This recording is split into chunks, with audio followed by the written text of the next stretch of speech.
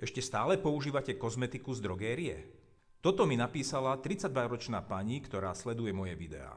Mala vyrážku pod krkom a natrela si ju krémom zahraničnej exkluzívnej drahej značky, ktorý používala. Následne jej z toho vznikla táto koloidná jazva, ktorú žiaľ bude mať navždy.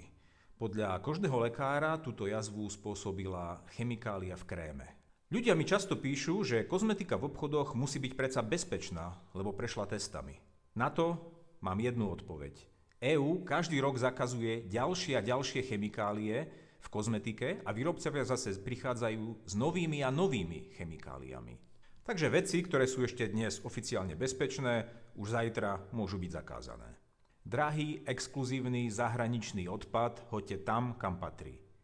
Obyčajný olivový alebo kokosový olej je pre pokožku účinnejší a bezpečnejší. A ak si chcete posilniť imunitu a nebojovať proti svojmu telu chémiou, tak si pozrite moju 100% prírodnú včeliu kozmetiku, ako sú slamienkový krém na tvár, balzam na ruky alebo balzamy na pery.